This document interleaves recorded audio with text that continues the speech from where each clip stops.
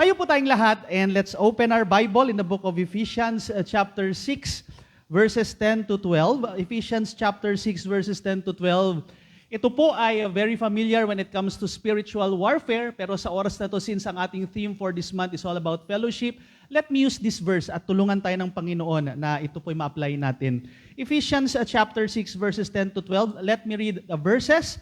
Finally, my brethren, be strong in the Lord and in the power of His might. Put on the whole armor of God, that ye may be able to stand against the wiles of the devil. For we wrestle not against flesh and blood, but against principalities, against powers, against the rulers of the darkness of this world, against spiritual wickedness in high places. Father in heaven, we ask wisdom from you as we listen to your word this afternoon. Panginoon, maaari na naaantok ang ilan sa amin, napapagod, pero Lord, we pray na maging malakas ang aming spiritual na pangangatawan as we listen to your word, to the preaching this afternoon. And wag po kaming aalis, Panginoon, sa amin pong congregation na wala kaming nakain, wala po kaming kumbaga na meditate mula po sa iyong mga salita. Ayaw po ni Satan, ayaw ng kaaway na kami ay makinig ng iyong mga salita. That's why in the Bible, yung good seed ay kinukuha po nung foul na yun po ay, it's the wicked one, sabi nga ng Bible. Kaya Lord, we pray na ang Holy Spirit, ang aming tunay na tagapagturo ngayong oras na ito. Help us, bigyan niyo po kami ng understanding and also help us, Lord, na maging doer of the word at ay sa puso namin ang aming mga matututunan. Kaya ito ang aming dalangin sa pangalan ng Panginoong Hesukristo. Amen and amen. Makakaupo na ang bawat isa at kung lalagyan ko po ng title ang ating message o first message for this afternoon is All for One and One for All. Ito po nga title na ito ay kung meron kayong merong familiar na novel at naging palabas din po yan, tungkol po doon sa tinatawag na Three Musketeers. Actually, yung Three Musketeers later on, naging 4 sila. Di ba yung una niyan, si Athos, Porthos at saka si Aramis, tapos later on ay nakasama na po si D'Artagnan. Pero kaya ko po ginamit yung title na yan since our theme is all about fellowship. It's very important po na maintindihan natin sa spiritual warfare, hindi po ito sarili mong laban. Hindi ito sarili kong laban. Kaya nga sabi po ni Apostle Paul in verse number 10, finally, my brethren, sabi niya. So, kausap niya mga mananampalataya. And sabi pa nga dito, sabi pa ng verse number 11, sabi diyan, put on the whole armor of God that ye, napansin niyo po yung word na ye, that ye may be able to stand against the wiles of the devil. So pag na-encounter niyo yung mga verses po, yung word na ye in the Bible, hindi yan tumutukoy sa pang-isahan, grupo po yan. Kaya ito pong talatang ito about spiritual warfare, ito po ay hindi laban ko lamang, hindi ito laban nyo lamang, laban natin itong lahat. Kaya it's very important as we face the enemy, pagdating sa spiritual warfare, ang maging isip natin is all for one and one for all. Gaya nga ng ginagawa ng Three Musketeers na yan, pag nagsama-sama na silang tatlo at pinagdikit-dikit na nila yung mga espada nila, sila po ay nagiging tagumpay pagdating sa laban. Kaya nga, when it comes to spiritual warfare, ganun din po, magkaisa tayo, at lagi nating isipin, hindi po yung kapitbahay natin, hindi po yung mga nakakainis na tao sa paligid natin, hindi rin po yung mga asawa natin. Bagamat minsan naririnig natin sa kapitbahay pang nag-aaway sila, demonyo kayo nang sinisigaw ng kapitbahay natin. Pero hindi talaga yan ang tunay na kaaway natin. Meron tayong invisible enemy. We wrestle not against flesh and blood.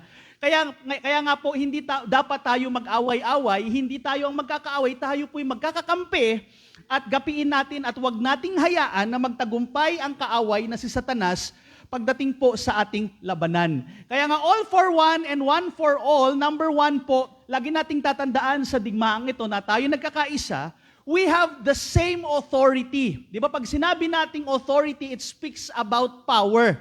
Di ba? All power. So yan po ay tumutukoy sa tinatawag na authority. Kaya nga dito in verse number 10, the Bible tells us, my brethren, be strong in the Lord. So pagdating sa spiritual warfare, meron lamang tayong isang authority, the source of our strength in order for us to defeat the enemy, and that is the Lord. Siya po yung authority natin. Hindi yung lakas mo, hindi yung lakas ko. It's not the name of our denomination or religion. Hindi po yan. Hindi yung BMP, hindi yung BBF, hindi yung kung ano-anong mga grupo pa. Our authority is the Lord Jesus Christ. Let's look at next slide. Gamitin kong example po ang labanan ng dalawang angelic being in the book of Jude. Remember si Michael, the archangel, nakipaglaban siya kay Satanas. Let me read itong verse na to. Jude, verse number 10. Yet Michael, the archangel, archon, yung principality. Yet Michael the archangel, when contending with the devil, he disputed about the body of Moses. So merong eksena dyan, pinag-aagawan nila yung katawan ni Moses.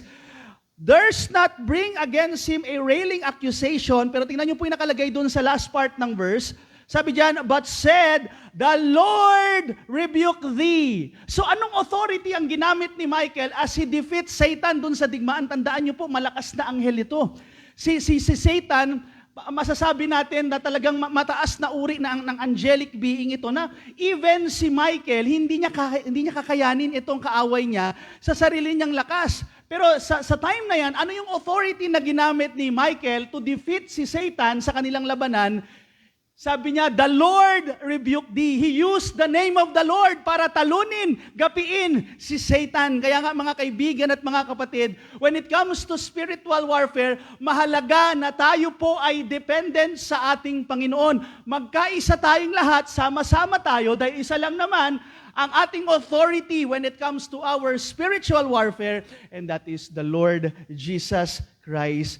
Kaya nga, under po ng same authority or power, same authority in spiritual enlightenment. So in order for us na magkaroon ng illumination, to understand spiritual things, kinakailangan po natin ang Diyos. Siya lamang po ang source ng atin pong authority, ng power para malaman natin kung ano yung katotohanan. Let me use John chapter 14 verse number 26. And according to the Lord Jesus Christ, in John chapter 14 verse 26, but the Comforter, which is the Holy Ghost, whom the Father will send in my name, sabi po ng verse, He, referring to the Holy Spirit, He shall teach you all things and bring all things to your remembrance whatsoever I have said unto you. So mahalaga pala para malaman natin, maalala natin lahat ng mga salita ng Diyos. We need the Holy Spirit. Siya yung magbibigay sa atin ng enlightenment. Kaya nga when it comes to understanding the Word of God, kahit sino pwedeng magbasa ng Bible. Pero ang makakaunawa lamang ng salita ng Diyos ay may mga Holy Spirit. Kaya nga mahalaga na para ikaw ay lumago sa Word of God, kailangan save ka muna. Kasi hindi ka lalago, hindi ka titibay sa pananampalataya kung una sa lahat, hindi ka save. Yan ang importante. And marami po ang mga cult leaders, they know scriptures, they quote scriptures. Pero tandaan niyo po, ang mga cult leaders, iba ang kanilang interpretation sa Bible. Nahirapan silang intindihin yung mga doctrines kagaya ng salvation by grace. Bakit nahirapan silang intindihin yung mga verses about salvation by grace? Kasi nga wala silang Holy Spirit. Kaya dito po mga kaibigan at mga kapatid, mahalaga po ang banal na spirito na siyang authority natin to understand the scripture. Another verse in John chapter 16, same book, in chapter 16, verses 12 to 13. The Bible tells us, I have yet many things to say unto you, but ye cannot bear them now. Nung mga panahon na yun. Tapos ano sabi ni Jesus Christ? Howbeit, when He, referring to the Holy Spirit, the Spirit of truth, is come, He will guide you into all truth. For He shall not speak of Himself, but whatsoever He shall hear, that shall He speak, and He will show you things to come. So yan ang kagandahan sa Holy Spirit. Siya yung enlightenment natin. Siya yung magbibigay sa atin ng understanding pagdating sa salita po ng Diyos. Another verse in 1 Corinthians chapter 2, from verse number 10, the Bible tells us, but God hath revealed them unto us by His Spirit. Kaya mahalaga talaga ang Holy Spirit when it comes to illumination. For the Spirit searcheth all things, yea, the deep things of God.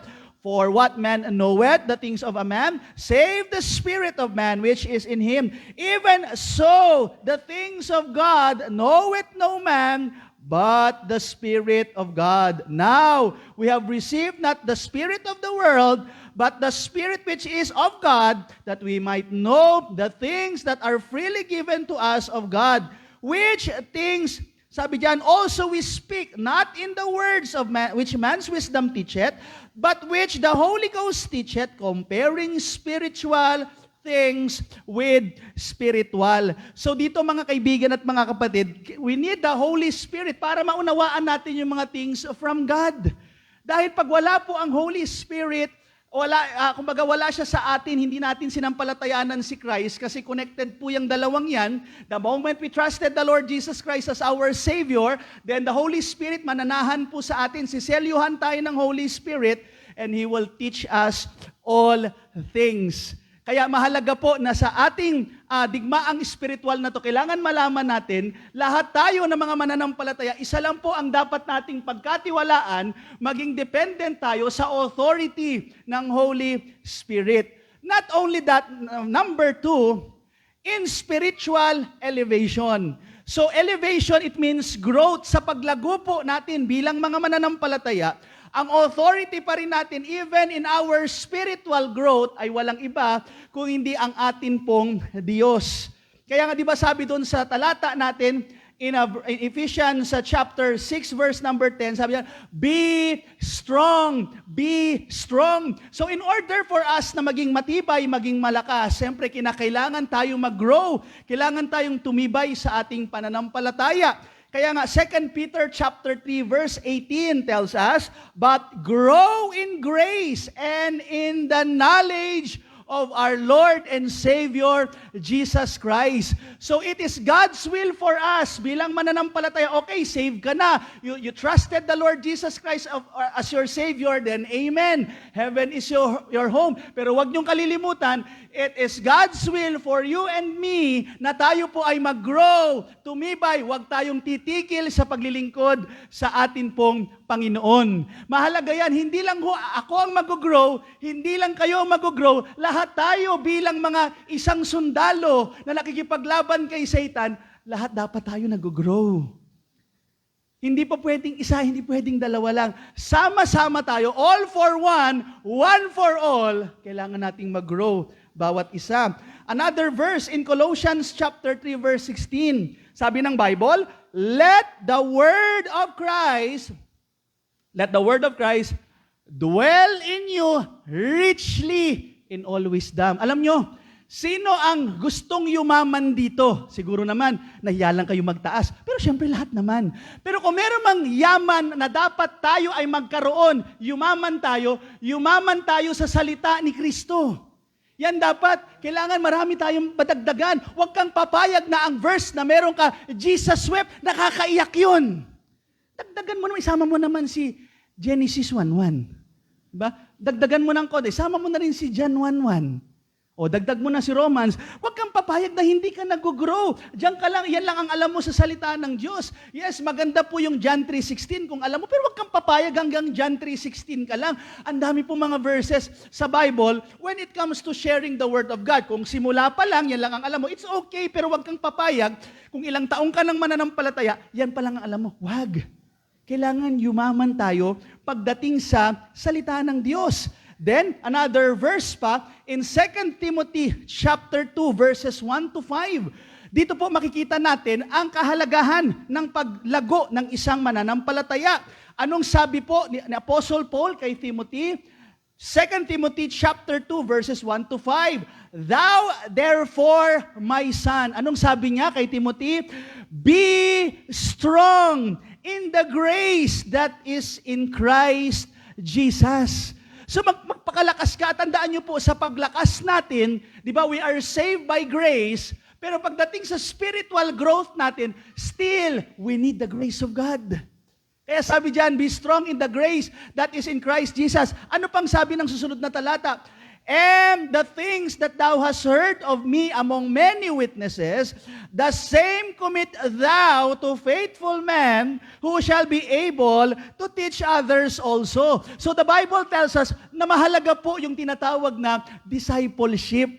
part ng ating tinatawag na paglago po yan, na huwag tayong papayag na, okay, nakaupo ka lang, kinakailangan, ang design sa atin ni God, mai-transfer natin yung nalaman natin mula doon sa salita ng Diyos. Kaya nga ganun yung sabi ni Paul kay Timothy, the things that thou hast heard of me among many witnesses, the same commit thou to faithful men, who shall be able to teach others also. Tuloy-tuloy po, kung ikaw ay naturuan, ituro mo din sa iba ang iyong mga natutunan mula sa salita ng Diyos.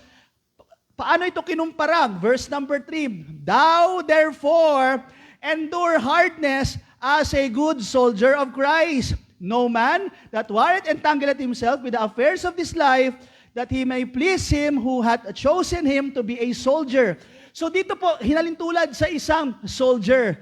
Tandaan niyo po, pagdating sa soldier, it's very important na ang soldier ay lumalago. Kaya nga nagtitraining yan, nasa camp yan.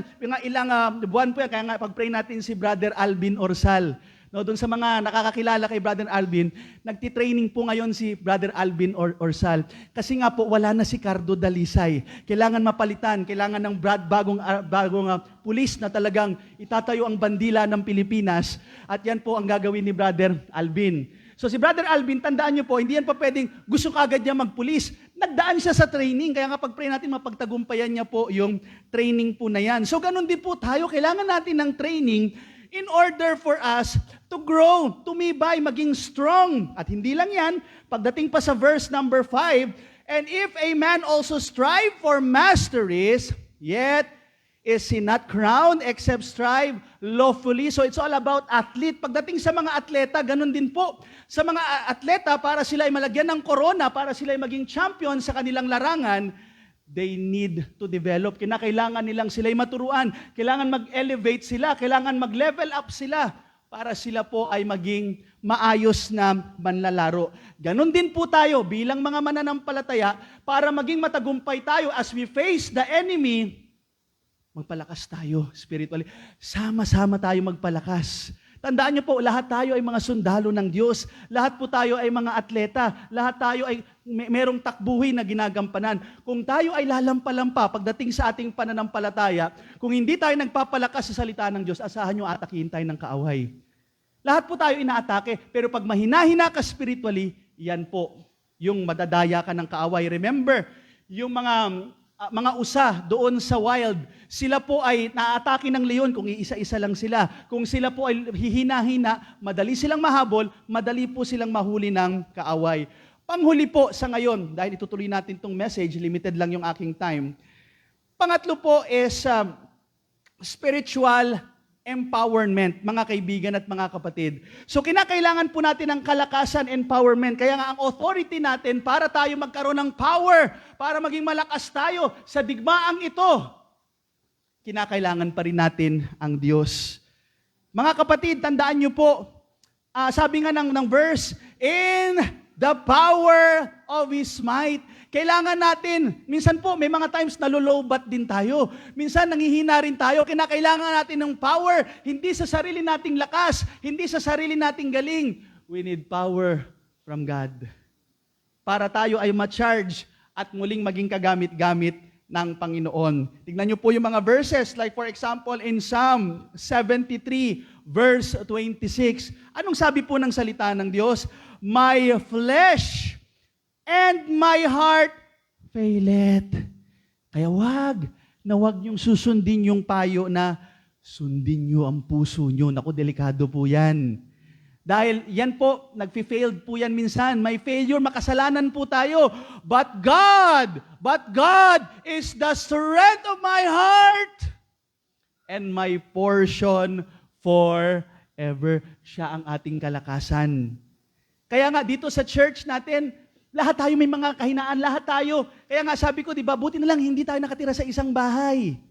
Buti minsan paminsan-minsan tayo nagkikita. Kasi pag magkakasama tayo, lalabas yung ating mga kahinaan. Kaya ang kalakasan natin, ang pinaka-source ng ating strength, ng ating power, ng ating authority, is from the Lord. Siya yung ating kalakasan. Ano pa po sabi ng Psalm 46 verse 1? God is our refuge and strength. He is our refuge and strength. He is our strength sa panahon na tayo nanghihina. Siya ang ating kalakasan.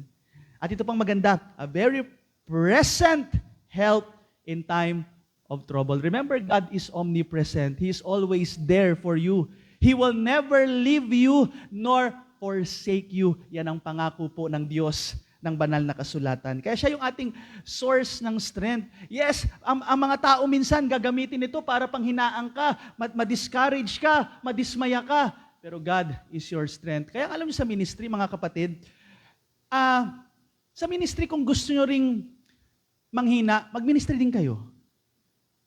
Pero kung gusto niyo rin lumakas, mag-ministry din kayo parehas. Kasi nasa ministry, makikita niyo yung realidad. Makikita niyo yung kahinaan ng bawat isa. Kaya nga, titibay ka, magpapatuloy ka sa ministry dahil sa kapangyarihan na ng Diyos. Kasi kung tao-taong lakas lang, kung sa ministry dahil kay crush lang, hindi ka magtatagal dyan. Magka-crash landing ka dyan. Diba? Hindi ka magtatagal dyan. Kasi ang source ng strength, hindi yung crush mo, hindi yung kasama mo sa ministry. Ay, doon ako sa ministry. Mabait yan si Pastor Knight. Kala nyo lang. E paano pag nakita nyo na yung dark side ko? Diba, Dark Knight, makita nyo na si Dark Knight. O di, manghihina kayo. Kaya hindi ako yung source ng strength. Ang strength natin ay si Lord. Next, ano pang sabi ng isa pang talata? Philippians 4:13. By the way, wag niyong gagamitin yung verse na yan pag hindi kayo nag-review sa exam. Nasasabi, hindi ako nag-review sa, but I can do all things through. Naku, maniwala ka, hindi ka papasa. Because una sa lahat, pag tinignan niyo yung verse, it's all about ministry. Pagdating sa paglilingkod sa Panginoon, yes, there are times talagang may mga challenges, may mga hirap talagang mararanasan, but this is the blessing according to Apostle Paul. I can do all. Kaya nga si Paul nakaka-adjust siya. Sino man ang kaharap niya, ano man ang mga challenges na he's facing, nakaka-adjust si Apostle Paul because I can do all things through Christ. Sino nagbibigay sa kanya ng strength? Si Christ. So ganun din po. Kaya mong umawit sa Panginoon, kaya mong mag-preach. Kaya nga, kung kayo halimbawa mga PSPers at sabihin nyo na hindi ko to kaya, salamat, naintindihan mo. Talagang wala po tayong may kakayanan to preach. Hindi sa sarili nating lakas. We need to depend upon the Lord. We can do all things through Christ, which strengtheneth us.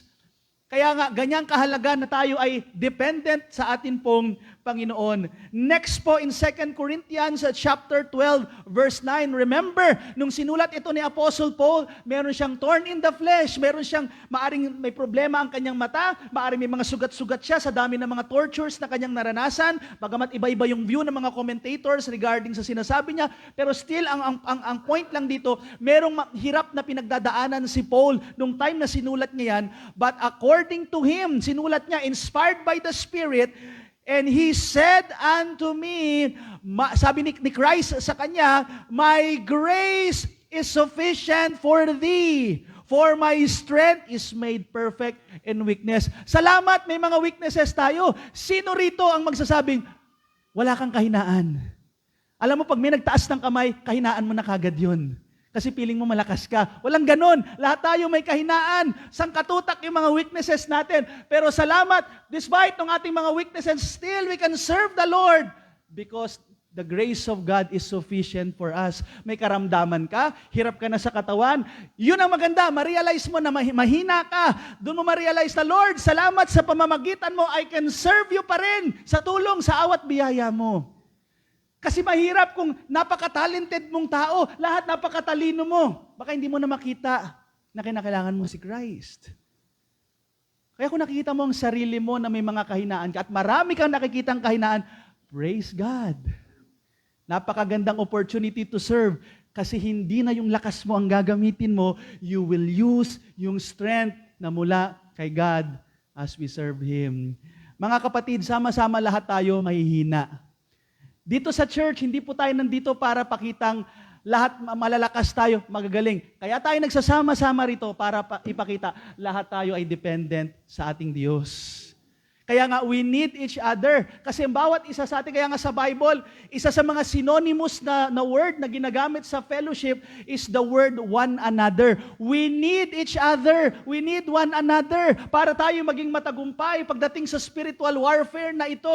Tandaan niyo po, ang kaaway natin ay hindi natin nakikita. Ang kaaway natin, marami yan sila. Nandito lang sila sa paligid. Kaya kailangan natin ang bawat isa. Sa magkakasama sa ministry, kailangan nyo ang bawat isa. Hindi kayo magkakaaway. Kaya wag magpagalingan. Kaya nga, kagandahan, di ba, mayroong mga, pag kumanta yung mga choir dito, may alto, may tenor, soprano, may multo, may mga ganun yan, pag kumakanta sila dito. Yung iba nakatayo lang, kala nyo may sinasabi, yun yung mga parang multo lang dito, nakatayo lang. Pero yun nga, at least kailangan nyo ang bawat isa. No, sa pagtuturo ng bata, hindi mas magaling yung teacher na ganito, hindi mas magaling yung teacher na, kahit maliit yan, medyo malalaki na tinuturuan mo, still, si God pa rin na mag-glorify. Hindi tayo pagalingan. Kahit sa mga preacher, sa PSB, ay gusto ko yung preacher na yan. Ano yan, yung preacher na yan, may kapangyarihan ng Holy Spirit kasi ang galing magpatawa. Hindi po, hindi yan dahil sa patawa. O, lahat po may strength and weaknesses, pero ang lagi nyong titignan is the Word of God. Talagang kita natin, even sa mga preachers, lumalabas yung personality, pero ang pinakamahalaga niya, hindi yung personality, hindi yung strength, hindi yung weaknesses ng mga preachers, kundi makita niyo yung Word of God. Ang problema minsan, pag nakikinig sa preaching, ang preacher, Ilocano, sasabihin ng preacher, for example, naalala yung example. Yun ang naalala, hindi na naalala yung preaching. So, lagi nating titignan yung preaching pa din, kasi yan yung ating food, yan yung ating strength. Sa pagharap natin, tandaan nyo, pag kayo ay humarap sa problema sa buhay, walang magagawa yung for example na naalala mo. Ang maalala mo yung mga talata na yan ang magbibigay sa iyo ng strength as we face yung iba-ibang digmaan sa buhay po na ito. Kaya ikat lang po muna natin yung ating message po. Itutuloy na lang natin sa mga susunod by the grace of God. Lord, thank you for this afternoon. Sa first part ng message, I believe, Lord, na kahit na sa ganitong hapon, mahina, pagod, may mga inaantok. Pero Lord, hindi po masasayang ang iyong mga salita. Makarating ito sa mabuting binhi ng aming mga puso. And the Bible tells us, Thy word have I hid in my heart, that I might not sin against Thee. Lord, help us to be hearers and doers of the word. Give us wisdom according sa sinabi ng iyong salita. If any of you lack wisdom, let him ask of God. That's why, Lord, we ask wisdom from you. Help us to apply this message. Ang challenge, hindi lang yung nandito kami every Sunday, but the challenge is after we get out dito po sa building na ito, paano namin ma-apply ang aming mga natutunan. Kaya kayo, Lord, ang mag-glorify. Kayo ang makita sa buhay namin. How we think, how we speak, how we walk. Yan ang makita ka sa buhay po namin. Because kami po ay mga anak mo. At hindi lang yan, ambassadors kami. We represent you here on earth. Kaya ang mga tao nakatingin sa amin, tinitignan kung talagang totoo yung aming sinasabing Jesus Christ. And of course, Lord, help us na yung aming mga sinasabi ay aming ginagawa. Kaya bless niyo po ang Faith Baptist Church. Yes, may kaaway kami. Our enemy wants us to divide. Magkaaway-away kami. Magkahiwa-hiwalay kami. But Lord, it is your will for us na magkaroon kami ng fellowship, to unite, to have a united spirit, at magsama-sama na wag namin pagbibigyan ng kaaway na kami magapi. Wag namin siyang papasukin sa aming buhay, sa aming family, sa aming church. Kaya wag namin siyang pagbibigyan, Panginoon. Labanan namin siya sa pamamagitan ng pagsasama-sama sa paggawa ng iyong kalooban. Ito, Lord, ang aming dalangin. In Jesus' name we pray. Amen. And